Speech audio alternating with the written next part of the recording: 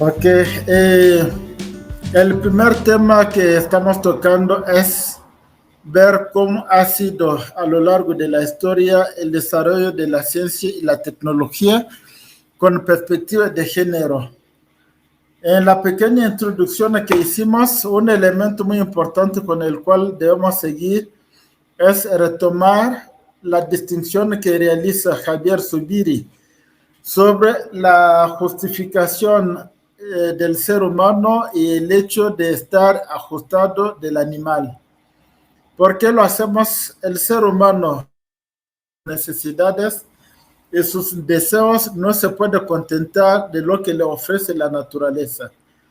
Bajo este enfoque, Javier Subire sostiene que el animal se contenta ante la intemperie de abrigarse, mientras que el ser humano, lo sabemos, busca habitar, y habitar significa transformar un dato que viene de la naturaleza para darle un significado diferente. No es cualquier cosa, ya estamos trabajando.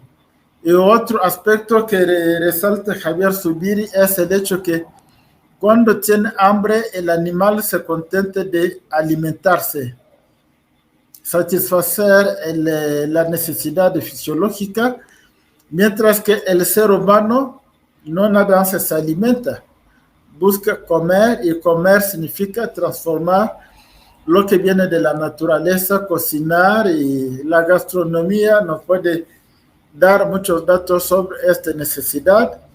Y al mismo tiempo, ante la necesidad de procrear, el animal se contenta de aparearse, mientras que el ser humano, de manera general, busca amar y ser amado. Lo que agrega el ser humano a la naturaleza se explica fundamentalmente a partir de la cultura. La cultura como este elemento que permite al ser humano desprenderse de la naturaleza y dar un sentido a lo que hace. Y en lo que hace el ser humano hay que trabajar, por supuesto. Resulta que aquí debemos distinguir la participación tanto del hombre como de la mujer en el desarrollo tecnocientífico. Y aquí hay que recuperar también lo que sostiene Adam Smith, autor de El origen de la riqueza de las naciones, donde este autor, quien no era economista por profesión, era profesor de filosofía moral, y la hipótesis de la mano invisible que él le retoma de Platón tiene, entre otros propósitos, resaltar la competencia de cada ser humano en su área. Y hablando de la competencia aquí, pues nos podemos dar cuenta que en realidad Platón ya había hablado de lo mismo, hablando de la república, como la sociedad tenía tres clases sociales: la clase de gobernantes, que tenía el propósito de negociar, porque finalmente la política es el arte de negociar, y los soldados y policías, que tienen la obligación de hacer observar el orden público, que se deben caracterizar por la virtud del valor o la valentía, y los que producen bienes materiales, que se deben caracterizar por la virtud de la templanza o la moderación. Y cuando cada parte cumple con su obligación o su virtud, según Platón, se alcanza la justicia o la sociedad ideal. Y de hecho, en la siguiente lámina les propongo esta imagen muy bonita de la primera universidad del mundo occidental, la Academia de Platón, y había una condición muy interesante: nadie podía entrar en la Academia de Platón si no fuera matemático.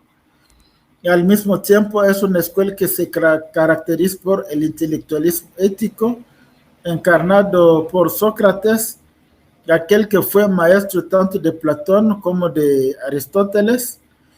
Y Sócrates sostenía que el hombre hace el mal por ignorancia.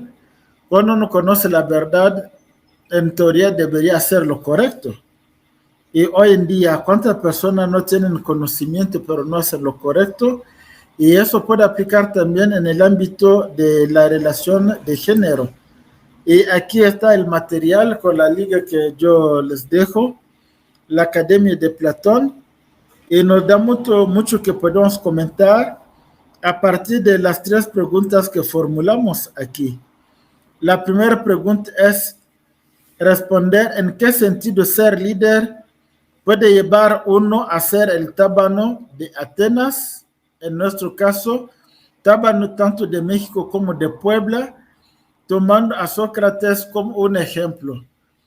Sabemos que Sócrates sabía una cosa, sabía que no sabía nada, y para poder aprender tenía que hacer preguntas a los demás.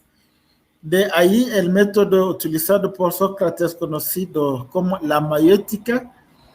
Se te hace una pregunta, tú contestas, de tu respuesta te hacen otra pregunta y al final termina por contradecirte.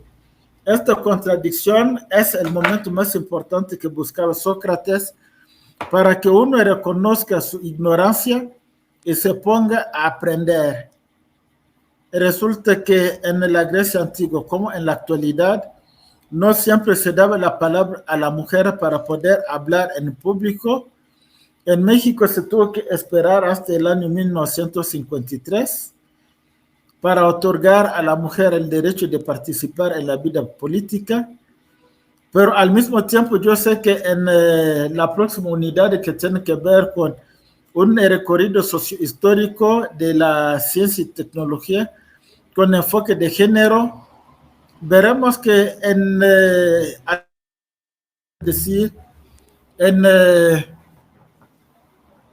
Egipto, si quieren, en la actualidad, una mujer fue matemática, astrónoma y al mismo tiempo filósofa. No se conoce mucho de ella. Se tuvo que esperar muchos siglos para ver, a partir del desarrollo socioeconómico, la participación de la mujer, pero no quiero anticipar sobre la siguiente unidad. Ser tábano de Atenas, el tábano, o sea, en el sentido literal, es un tipo de mosca que se dedica a picar a los caballos perezosos. Sócrates consideraba que en su tiempo tenía que hacer preguntas a la clase de gente que cobraba por sus enseñanzas, es decir, los sofistas, y hacer preguntas a los sofistas para que reconozcan que eran ignorantes y todo lo demás. Pero sabemos que esta aventura no terminó bien para Sócrates porque fue condenado a muerte y tuvo que tomar la cicuta, un tipo de veneno. Eso es un elemento muy importante que hay que reconocer. Ser tábano de Atenas, hablando de la perspectiva de género, significa reconocer la situación donde nos encontramos, hecha de muchas violencias, mucha injusticia, y con el tema de la perspectiva de género, tomar las riendas para demostrar las contradicciones que hay en la sociedad y ver en qué medida se puede llegar a una sociedad mucho más equitativa. No es fácil lograrlo, pero yo sé que a lo largo de la historia de la humanidad hay hombres y mujeres que han luchado para eso, y de hecho, que lo diga sin insistir mucho, se considera a Platón como el primer feminista del mundo occidental. Otros dirían que fue Jesucristo. No voy a entrar en esta discusión, pero al menos en su república Platón consideraba que una mujer podía ser filósofa y reina. Y la segunda pregunta tiene que ver con el relato más famoso de la República de Platón.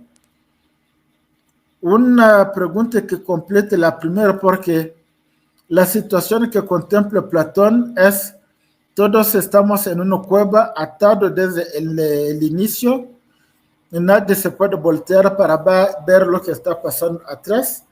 Y uno de nosotros un día logra romper sus cadenas y sale de la cueva para ver lo que hay afuera, descubriendo que lo que se veía en la cueva en realidad no era la realidad, eran las sombras, y con el pase de la luz se veían las sombras y se consideraba que esta sombra era la realidad, y aquel que logra ver la realidad no se queda afuera y regresa en la cueva para ayudar a los demás a romper sus cadenas.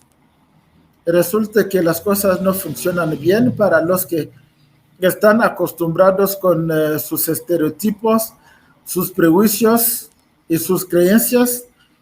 Los que estaban atados, lo que van a considerar es que tenían que matar a Sócrates. Es el primer mártir de la congruencia ética. Entonces ahí tenemos este relato muy importante.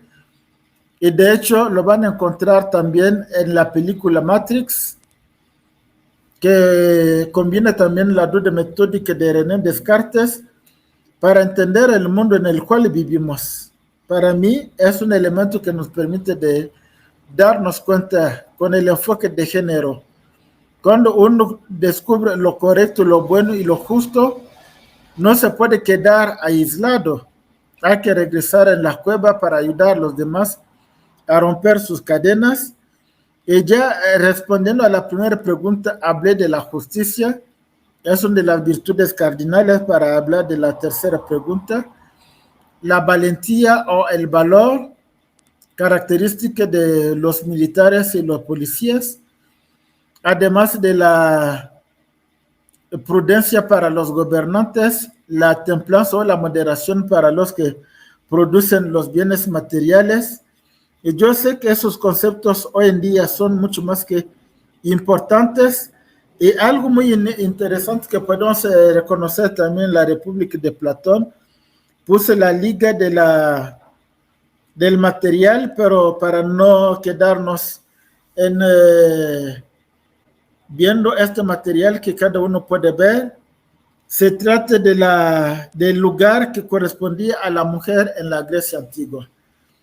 Y lo quise decir con la toma de la palabra. En realidad, la mujer griega no tenía derecho a la política, estaba asimilada a los niños y a los extranjeros para no tomar la palabra en el ágora.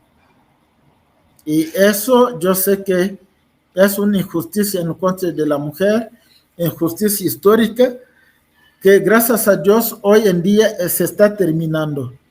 Al mismo tiempo, para llegar a esta sociedad ideal, Platón nos proponía un tipo de sociedad donde los sabios, los gobernantes, no iban a tener familia, pero absteniéndose de tener una familia, los sabios o los gobernantes iban a tener relaciones sexuales con mujeres, pensando que mediante este proceso se podía mejorar la raza, y es lo que se conoce como eugenesia, mejorar la raza por medio de la reproducción planificada. Y hoy en día, cuando veo la situación que tenemos en la sociedad contemporánea, supuestamente con más tecnología, hay muchas personas que tienen hijos no deseados. El tema del aborto, yo sé que es otra problemática sobre la cual no nos vamos a enganchar aquí, pero hay que planificar y no aceptar todos los niños que Dios supuestamente estaría enviando, como si el ser humano no tuviera responsabilidad. Eso es un recorrido muy, muy simplificado de la situación durante la época clásica de la Grecia antigua. La mujer no tenía una gran participación, a pesar que Platón, él contemplaba la posibilidad de una mujer que podía ser filósofa reina. Y yo puedo recomendar aquí también la lectura de Karl Popper con su libro La sociedad abierta y sus enemigos.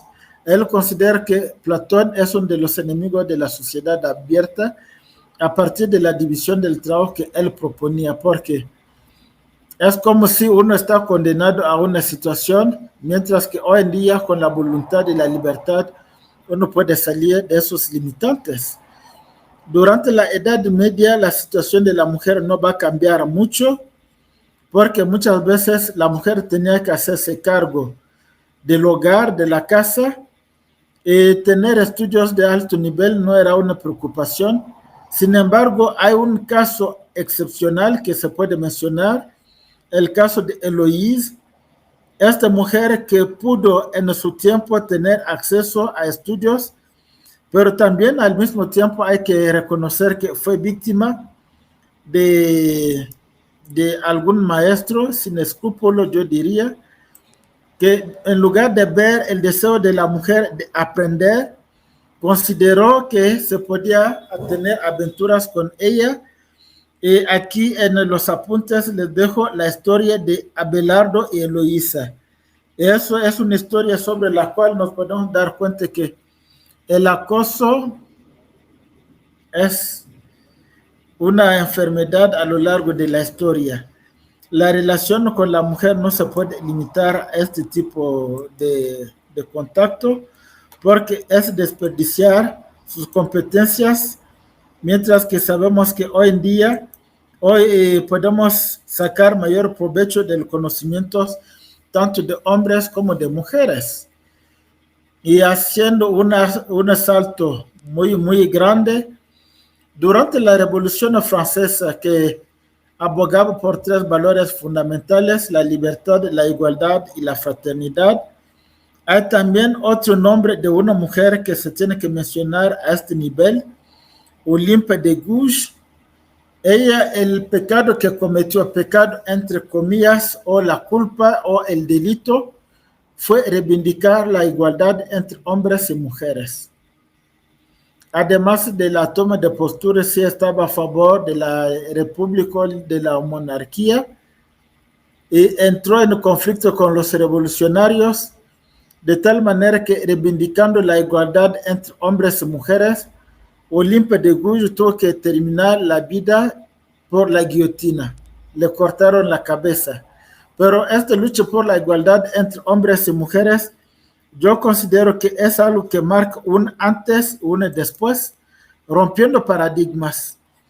Y después, en la historia contemporánea, hay esta abogada brasileña que presenta una charla sobre el caso de Olympe de Gouges, dando a entender que la mujer debe ser partícipe de los cambios, nada hacer a favor de la mujer sin la participación de la mujer. Es un lema muy interesante. Pero en la historia de México, yo les pongo también el personaje de Sor Juana de la Cruz, quien aparece en el billete de 200 pesos, una figura muy importante en la historia de México, que nos debería llamar más la atención, en el sentido que si ella en su tiempo, a pesar de todos los obstáculos que se ponía en aquel tiempo, logró estudiar y dar a conocer sus ideas, hoy en día por supuesto que se puede hacer mucho más. Y les dejo también otro material audiovisual sobre el caso de Sor Juana Inés de la Cruz, que nos puede servir de modelo, pero sobre todo darnos a entender que el saper aude kantiano que ya comentamos desde el inicio no es lo propio de un género. Y anticipando en la siguiente grabación que vamos a tener, les voy a comentar de un libro, no está en los genes, un libro que tiene el propósito de demostrar que son las ideologías que condicionan la participación o no de la mujer en la toma de decisiones públicas en el ámbito científico. Pero eso sabemos que las ideologías van cambiando. Hay un libro, Ética en los Negocios, que nos habla de un tema muy interesante: entrar en el infierno por la puerta del paraíso. Un texto que plantea la situación de Walmart en Estados Unidos, donde se reconoce de manera teórica la igualdad de género, pero en los hechos, en realidad, hay muchas discriminaciones. Hay discriminación en contra de la mujer porque se debería afirmar, según los principios teóricos, a la misma competencia, que sea hombre o mujer. La promoción se obtiene a partir de tanto tiempo, pero en los hechos eso no se realiza. Se ponen muchas trabas para dejar a la mujer avanzar. Eso también condiciona el desarrollo de la tecnociencia. Y eso no nada más en Estados Unidos. Yo sé también que en México hay situaciones parecidas. Y aquí, para poder hablar de la situación de México, les planteo la siguiente gráfica, una publicación del INEGI. en 2023, donde nos podemos dar cuenta de la población ocupada según los sexos. El sexo masculino y la población ocupada en 2022 era de 58.3 millones de personas, y viendo los números resulta que el hombre representa 34.7 millones de personas, mientras que había 23.7 millones de personas, es decir, más hombres y menos mujeres. Eso fue en 2022.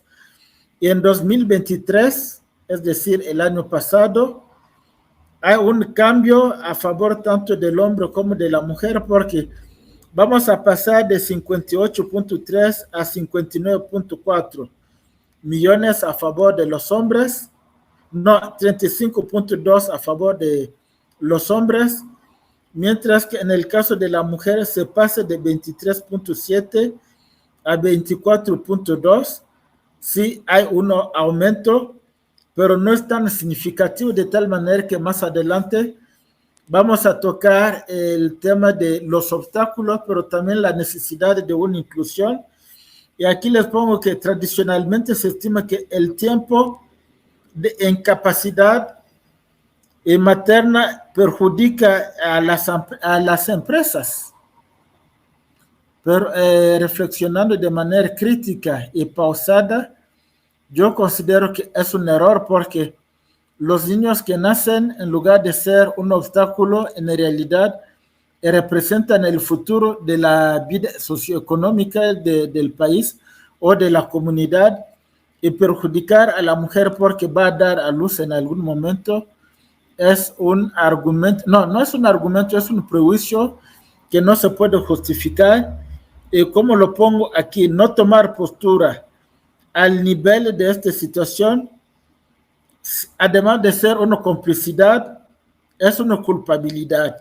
Aquí, ¿qué se debe hacer para alcanzar la equidad de género en esta materia? Yo considero que la investigación que se hace a partir del doctorado que ofrece EPI es un espacio donde podemos transformar la vida del ser humano. Y hay que comprometerse en todos los sentidos para mejorar la situación. Y este mejor es lo que nos puede interesar en el tema relativo a las políticas de inclusión en instituciones de investigación en relación con el género. Y para poder hablar de investigación, es decir, no nada más consumir el conocimiento existente, proponer nuevo conocimiento, hay que tener acceso a la educación, y yo diría una educación de calidad. Y la educación no es un tema secundario, porque si revisamos el libro de Andrés Oppenheimer, Basta de Historias, que cada uno de ustedes puede descargar de Google, tomando el caso, por ejemplo, de Singapur, que ya había comentado en una charla anterior, cuando Lee Kuan Yew llegó al poder, se dio cuenta de la situación insostenible en la cual se encontraba Singapur, porque lo sacaron de la federación por ser demasiado pobre, dependiendo en mucho de la federación, y él se propuso dos cosas: combatir la corrupción y al mismo tiempo ofrecer una educación de calidad, educación abierta tanto a los hombres como a las mujeres. Hoy en día, además de ser el país más globalizado del mundo, Singapur tiene un PIB per cápita superior al PIB per cápita de Estados Unidos de América. En el caso de México, donde nos encontramos, aquí hay que reconocer que la representación política de las mujeres es un tema fundamental para comprender la ruta hacia la paridad de género. Paridad que a mí no me satisface totalmente, tomando en cuenta el fenómeno de las Juanitas. Una Juanita siendo una mujer que participa en una elección pública. Y cuando gana, su suplente por lo general es su pareja, su marido. Ella va a renunciar para dejar el espacio a su pareja, de tal manera que eso no ayuda como tal la situación de la mujer. Y con esta afirmación anterior, pongo que aunque el reconocimiento de los derechos políticos y la igualdad jurídica entre hombres y mujeres ha avanzado, todavía persisten obstáculos en la inclusión plena de más de la mitad de la población en la vida pública y en el ejercicio del poder.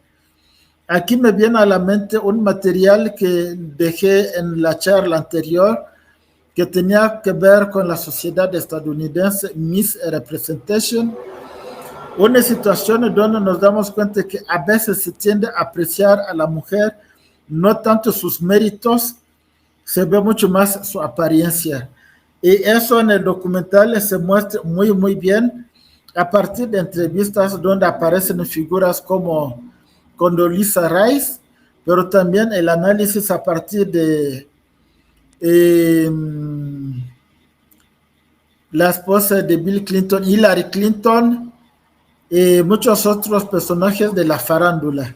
Ahí nos damos cuenta que la lucha por la equidad de género no es algo del pasado, es también un combate en muchas partes del mundo y hay que salir poco a poco de una visión androcéntrica, es decir, pensar que el hombre tendría las experiencias que valen tanto para él como para la mujer y tomar las problemáticas del hombre como si fueran la problemática y tomar tanto las aportaciones de hombres como mujeres para enfrentar con éxito los retos y las problemáticas que estamos enfrentando en la situación en la sociedad contemporánea.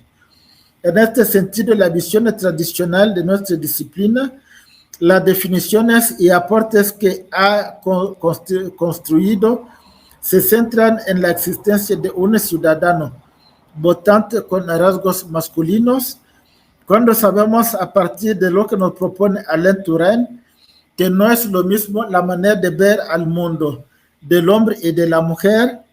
En esta lámina tenemos la población ocupada en el sector informal según el sexo y el tipo de unidad económica donde uno se encuentra.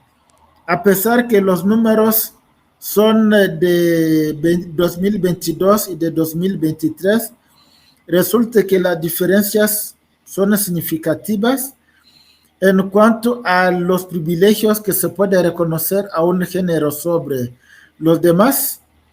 Estamos en 2024, con la comparación de 2023, resulta que en muchas áreas se da mayor prioridad al hombre y no tanto a la mujer, lo que sostiene, fomenta la violencia. Y aquí yo les pongo que las mujeres, de manera general, con el poder y los estudios que muchas ya tienen, ya son capaces de defenderse por sí mismas sin recibir el apoyo de alguien más.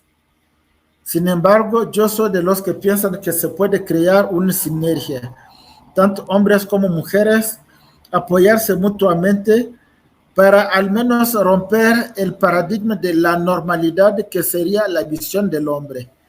Y para poder alcanzarlo, yo sé que aquí en esta imagen, hablando de investigadores, hay tanto hombres como mujeres, pero la manera de sentarse a veces puede hablar mucho más que lo que se dice. En términos formales, viendo esta foto, no cabe la menor duda que hay equidad de género. Pero, ¿qué se desprende en los hechos? ¿Sería posible aquí entrar en el infierno por la puerta del paraíso? Como lo comentaba en el caso de Estados Unidos de América. Pero también en México hay que reconocer que la situación no es tan buena que digamos.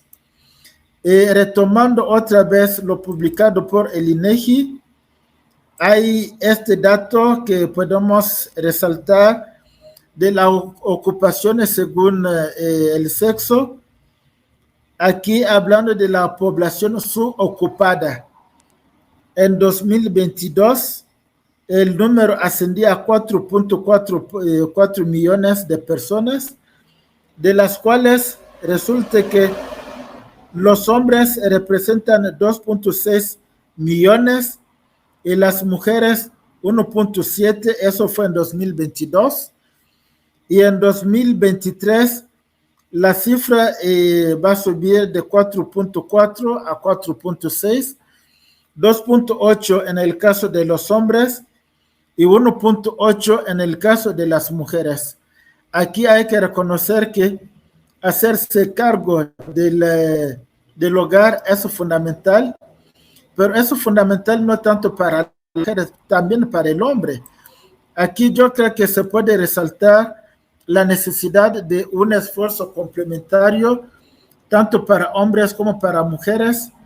En el ámbito político hay que reconocer que ha habido promoción de oportunidades, acceso a recursos para todos los ciudadanos en programas federales, pero de manera detallada hay que reconocer que existe, por ejemplo, el Programa Nacional de Becas para poder apoyar a los estudiantes de bajos recursos.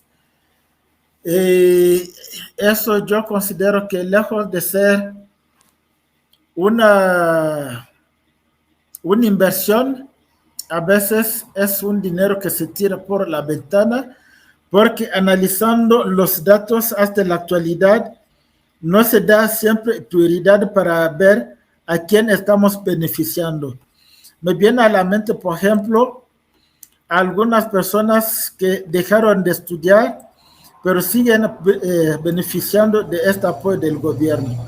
No está mal apoyar a las personas, pero sí el propósito es fomentar el estudio y es eso que puede dar a la mujer las herramientas para poder defenderse en el presente como en el futuro. Se debería cuidar la calidad de los apoyos. Otro elemento muy importante son los programas de pensión para adultos mayores. Y eso es un programa federal que aplica a partir de los 65 años. Y nuestro próximo presidente, la doctora Claudia Sheinbaum, va a ofrecer otra pensión a mujeres nacidas que tengan 60 a 64 años, otro apoyo. Y yo sé que sí se puede dar una calidad a este tipo de apoyo federal.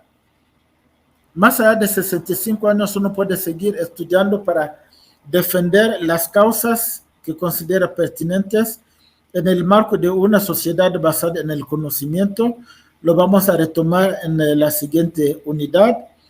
Hay también el programa de apoyo a personas con discapacidad, un programa que yo considero que en el marco de una sociedad del conocimiento es fundamental porque no podemos competir de manera equitativa cuando físicamente tenemos condiciones diferentes. Entonces, tomar en cuenta la situación real de cada uno y brindar el apoyo en función de eso, es lo que está desarrollado también por el filósofo estadounidense John Rawls en su libro intitulado Teoría de la Justicia. No se trata de dar a todos lo mismo, se trata de dar a cada uno según sus necesidades. Hay el programa de apoyo a jóvenes construyendo el futuro. No es aquí el propósito, pero hay que reconocer también que este programa federal, que es digno para poder apoyar a jóvenes, tanto hombres como mujeres, que provienen de familias de pocos recursos, es algo que permite a la mujer y a los jóvenes de manera general y a la mujer en particular de hacer valer su voz. Otro programa que se debe celebrar y fortalecer es el programa de vivienda para todos. Y aquí, hablando de vivienda, se pone énfasis sobre una vivienda que sea digna para los ciudadanos y las ciudadanas que están en situación de vulnerabilidad. Y sí se puede brindar este apoyo a todo el mundo que está en necesidad, beneficiando también a la mujer. Se puede considerar que es todo el mundo que sale ganando. Al mismo tiempo, en las últimas décadas se han presentado esfuerzos importantes de reconstrucción del conocimiento científico y tecnológico de las explicaciones relativas al ejercicio y transformación del poder. Aquí hay que reconocer que hay muchas dinámicas que se pueden celebrar para incorporar de manera efectiva y eficaz las mujeres como sujetos, pero también objetos de investigación científica. Bajo este enfoque, se puede resaltar, por ejemplo, el estudio de la representación política de las mujeres como un gran tema. Al mismo tiempo, en mi opinión, no se puede ignorar el fenómeno de las Juanitas que ya comentaba hace unos minutos. Las mujeres que ganan elecciones y renuncian después a favor de suplentes que son sus parejas, aquí no estamos ayudando. Y me hago la pregunta, que no es una pregunta retórica: ¿quién engaña a quién en pro de la causa de la mujer hoy en día, hablando del acceso al conocimiento? Yo sé que son situaciones que hay que corregir de manera paulatina, pero tomar una postura con principios y valores para que eso no vuelva a repetirse. ¿Cómo quedó evidenciado el reconocimiento de los derechos políticos y de la igualdad jurídica entre los hombres y las mujeres? No se ha traducido siempre en una inclusión plena de la mitad de la población mundial y más de la mitad de la población en México. Aquí convendría estudiar los factores que determinan los alcances de participación para al menos convertir el deseo, el deber ser en algo real. Personalmente espero que su doctorado ayude a identificar y erradicar algunos de esos factores, sabiendo aquí, como lo dice Dostoyevsky, todos somos responsables de todo y de todos. Yo soy más responsable que todos los demás. Pero muchas veces tendemos a echar la culpa a los demás, partiendo del dicho mexicano que hoy en día tal vez no se puede seguir defendiendo de manera incondicional. Y pobre México, tan lejos de Dios y tan cerca de Estados Unidos. Porque los problemas que estamos tocando en esta charla tienen que ver con la responsabilidad de cada uno en lo que está haciendo. Y la responsabilidad para decir que sí, necesito un cambio real en el país, en la sociedad. Yo debo ser el primer paso para poder cambiar, porque los actos en definitiva hablan mucho más fuerte que las palabras. Para poder fortalecer este cambio a nivel individual, podemos retomar aquí el enfoque del neoinstitucionalismo en el ámbito político comparado y reconocer que se puede hacer también otros estudios nacionales o subnacionales para poder encontrar las evidencias empíricas que nos pueden permitir de ir evitando o derribando algunos obstáculos que no permiten a la mujer de desempeñarse plenamente como persona en el ámbito tecnocientífico. Creo que la charla pasada comentaba el caso de una exalumna estudiando ingeniería y uno de sus profesores le dijo: tú nunca vas a ser ingeniera, lo que puedes hacer es venir a barrer, algo que yo creo que cada uno de nosotros puede haber escuchado, pero escuchar y no hacer nada hoy en día, además de ser una complicidad, yo considero que uno se convierte en culpable y hay que actuar y no quedarse a nivel del discurso, sobre todo cuando nos ubicamos en el contexto de una economía basada en el conocimiento. Una economía basada en el conocimiento, aquí retomo otra vez algunos datos del INEGI de 2022 y 2023.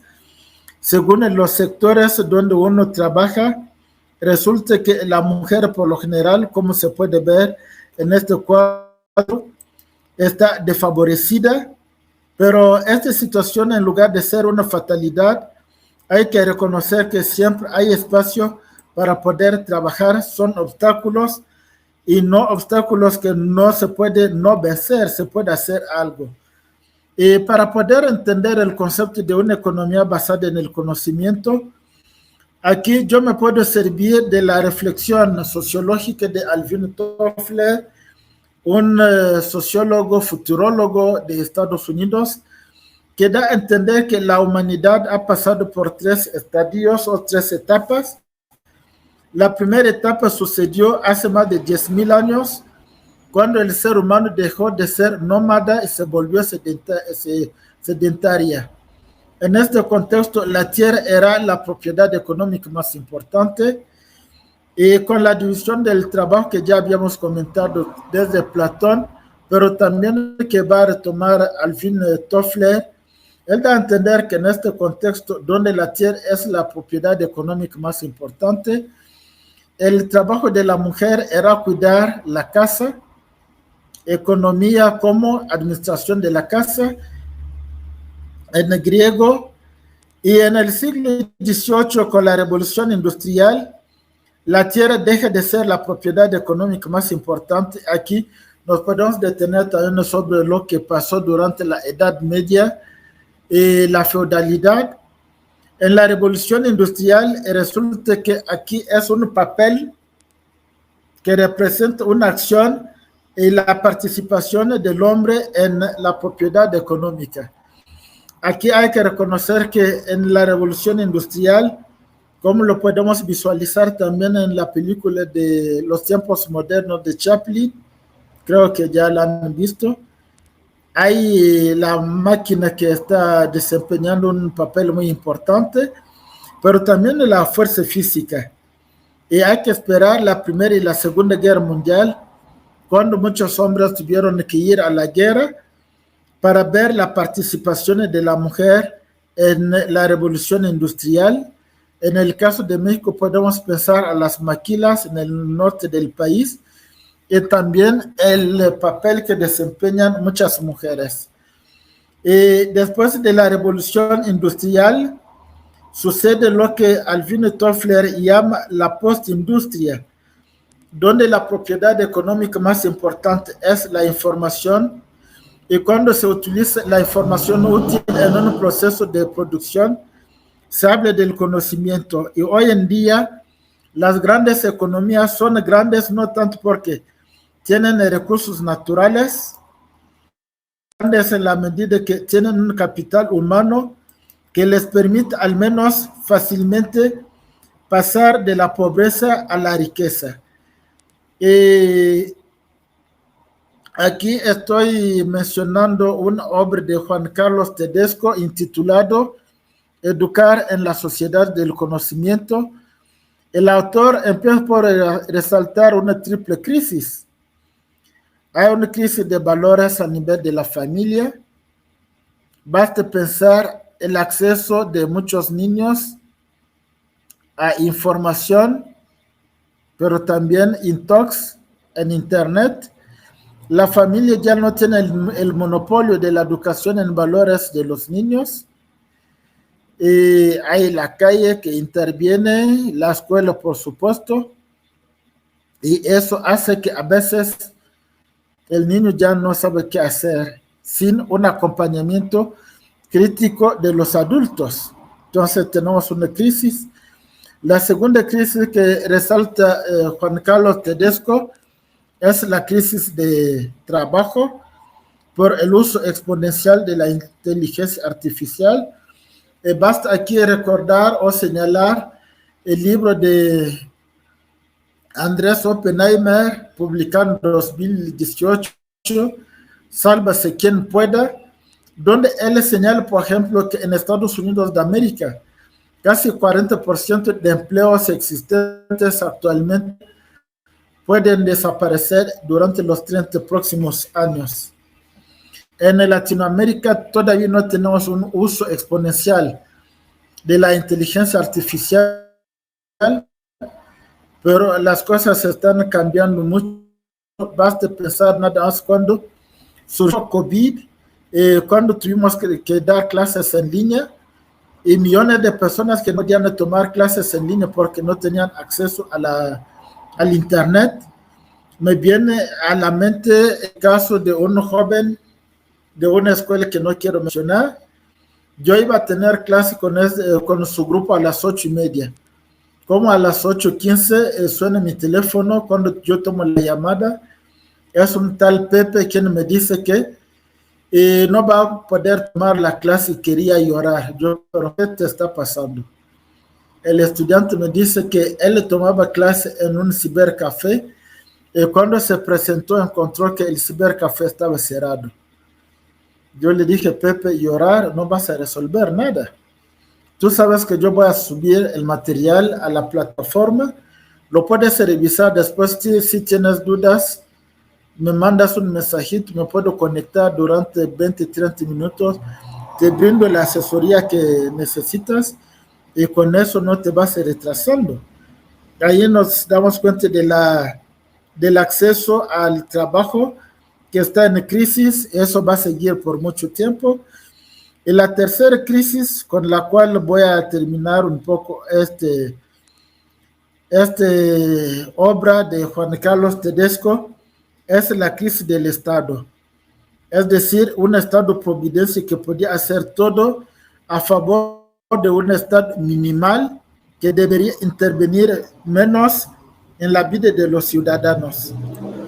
Pero hablando de la crisis a este nivel, yo sé que es un tema que se puede discutir porque no es un hecho que forzosamente un Estado minimal ayudaría mejor que el Estado providencia en resolver los problemas en relación con el conocimiento. Yo creo que hay que dudar un poco de este enfoque, pero para poder hablar de la sociedad del conocimiento en oposición a la sociedad de la información, a una publicación de la UNESCO de 2005 intitulado Hacia la sociedad del conocimiento, donde la UNESCO ya reconocía en aquel tiempo, 2005, ya pasaron 19 años, de una necesidad de hacer un uso racional de la información que recibimos en procesos de producción para poder hablar del conocimiento.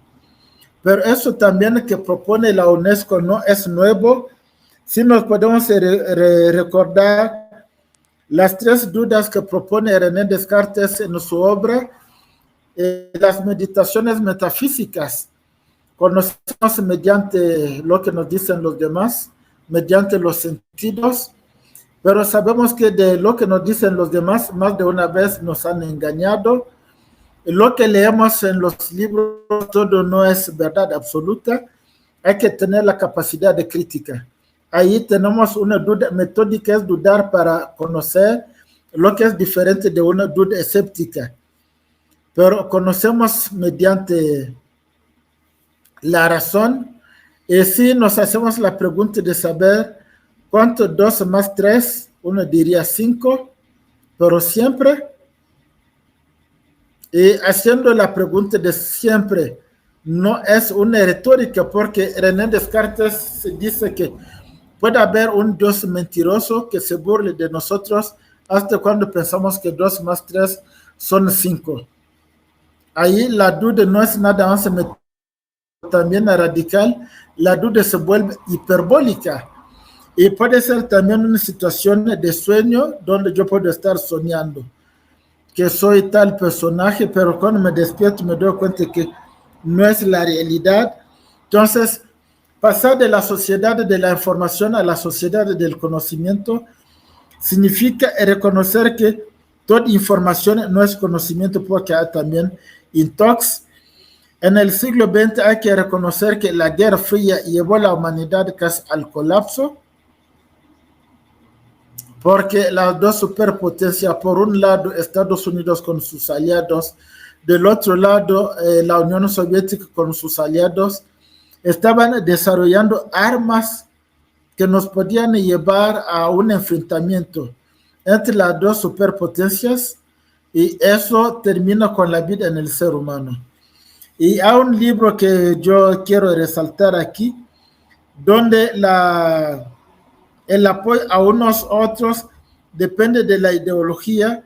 el libro de Samuel Huntington, Choque de Civilizaciones, pero eso también yo sé que nos puede ayudar porque el choque de civilizaciones por lo general es la ley del varón, el varón blanco yo agregaría, que se toma mucho más en serio. Pero eso siendo parte del capitalismo que estamos viviendo, yo puedo señalar que en sí el capitalismo es una estructura de base para entender el derecho económico en el mundo que nos tocó vivir, y eso se sustenta en algunos principios. Uno de los principios es la no intervención del Estado en los asuntos económicos, no intervención que yo pondría entre comillas cuando sabemos la situación que estamos viviendo hoy en día en México, en Estados Unidos, cualquier país, el Estado de una manera u otra interviene a partir de los impuestos, pero cuando el liberalismo económico desde el inicio habla de la no intervención del Estado, es algo que hay que tomar con precaución, pero es un principio. Y otro principio, la ley de la oferta y la demanda que debe regular los intercambios. Eso lo vamos a ver otra vez en la próxima unidad que nos va a llevar al tema de a veces la exclusión de la mujer, porque cuando debe dar a luz le tiene que dar una incapacidad. Otro principio, el principio de laisser-faire, laisser-aller, como primicia de base. Todos esos elementos nos pueden llevar a excluir una parte de la población, y en crítica contra el abuso del ser humano por él mismo, tenemos toda la literatura del socialismo con Carlos Marx, que nos presenta cómo se puede pasar de una sociedad capitalista muy desarrollada a una dictadura del proletariado encarnado por el comunismo, para llegar a una sociedad sin clases sociales, lo que sería la última etapa. Pero entre el decir y los hechos, yo sé que hay mucha diferencia, y hablando del capitalismo, yo considero que hay posibilidades de encontrar algunas sociedades capitalistas, pero que tienen un capitalismo mucho más humano. Lo digo partiendo, por ejemplo, de lo que publica Michael Moore en su documental intitulado ¿A quién invadimos?, donde hablando, por ejemplo, de Noruega, cuando uno ve las cárceles en Noruega, lo que quitan al individuo es fundamentalmente la libertad, pero en realidad está gozando de condiciones mucho más humanas. Eso a veces es lo que hace falta en el continente americano, con el capitalismo salvaje encarnado por Estados Unidos, donde fundamentalmente es la explotación del hombre por el hombre, donde por desgracia a veces la mujer aparece como un objeto. Y ahí yo sé que hay mucho que se puede hacer, pero en el caso de nuestro país, para ya ir cerrando esta charla, todo lo que propone el gobierno de la Cuarta T, que hay que celebrar. Por supuesto que hay elementos que hay que corregir. Aquí estoy mencionando nada más algunos artículos que hablan de garantías económicas del propietario, en particular los artículos 14, 16, 17 y 22 de la Carta Magna, y podemos revisar todos, hablan de garantías, pero al mismo tiempo hay que reconocer que existe la Ley de Ciencia y Tecnología votada en 2002, cuando Vicente Fox todavía era presidente de la República. Y eso ya lo había comentado en una de las charlas, donde se proponía que en 2006, en aquel tiempo, en 2002, México invertía en investigación y desarrollo 0.4% de su PIB. En 2006, el país debería estar invirtiendo 1.5%, pero resulta que hasta la actualidad el país no ha alcanzado 1%. Eso significa que no hay dinero con el cual se pueden ilustrar de lo que estoy afirmando, no lo estoy sacando de la manga. Y al mismo tiempo hay que reconocer que la Constitución, siendo un documento fundamental, la ciudadanía debe participar. Y hablando de la ciudadanía, aquí estoy pensando en términos de género, las ciudadanos y los ciudadanos, por supuesto. Y si uno no defiende sus derechos, que no se espante, como dice Emmanuel Kant, aquel que actuó como un lombriz, que no se espante si se ve pisoteado. Entonces hay que aprender a defender sus derechos. Yo considero que es uno de los propósitos de este doctorado. En efecto, el Estado tiene la vocación de crear las condiciones socioeconómicas y políticas para realizar el bien común. Y de ahí todas las medidas fiscales, económicas que puede tomar. Y mutatis mutandis, es decir, cambiando lo que se puede cambiar, hay áreas de oportunidad para ir mejorando la situación de toda la población en general, pero yo agregaría de las mujeres en particular. Y aquí no se trata de dejarse llevar por el neoliberalismo ciego, porque hay elementos donde el ser humano tiene que intervenir y tal vez dejar al Estado intervenir para corregir algunas injusticias. Eso está desarrollado también por John Rawls en su obra Teoría de la Justicia, porque se puede discriminar para corregir una injusticia del pasado. En México yo estoy viendo la situación de la población indígena, la población afromexicana, la población, la parte de las mujeres, de tal manera que en todos esos casos hay que encontrar elementos para ir a corregir lo que se puede corregir. Y al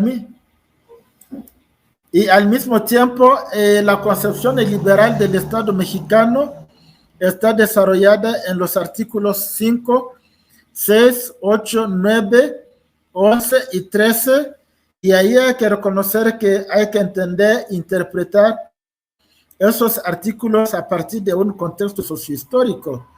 Las cosas van cambiando, y aquí no podemos olvidar lo que nos proponen los artículos 1, 2, 3, que habla de la educación gratuita, laica y de calidad, pero también 5, 6, 9, 11, 25, 26, 27 y 28, y muchos otros. Hay que dar un contenido actual a todos esos elementos, y aquí se puede reconocer o resaltar algunos principios del gobierno actual, hablando de la honradez y la honestidad para combatir la corrupción, no a un gobierno rico con un pueblo pobre, y eso afecta también a la mujer en muchos aspectos, y hay elementos que tendremos que ir retomando en la próxima unidad, que tiene que ver con la participación efectiva de la mujer,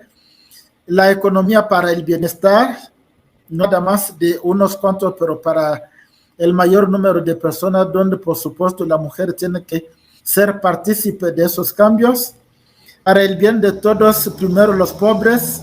Eso yo sé que se puede criticar también, porque no hay que mantener al pobre en una situación donde tiene que recibir de aquel que está arriba, porque ahí se puede condicionar también su voto. La capacidad de crítica en la participación es algo que hay que fomentar, tanto para hombres como para mujeres, y todo eso abona a la economía del conocimiento que ya comentaba antes. En la próxima charla, además de la ley de ciencia y tecnología que ya comenté, yo tengo una publicación intitulada Economía del Conocimiento, estudio comparado de México en política de ciencia y tecnología, y voy a hacer unos comentarios sobre esta parte para ver cómo estamos parados. Y yo sé que tengo algunos artículos en PDF que puedo compartir, y todo eso nos va a ir permitiendo para identificar obstáculos, retos, pero también cómo se puede crear sinergia para poder salir adelante, fomentando el desarrollo de la ciencia y tecnología con un enfoque de género. Y por aquí nos detenemos y muchas gracias por la atención. Retomamos la conversación en la próxima unidad.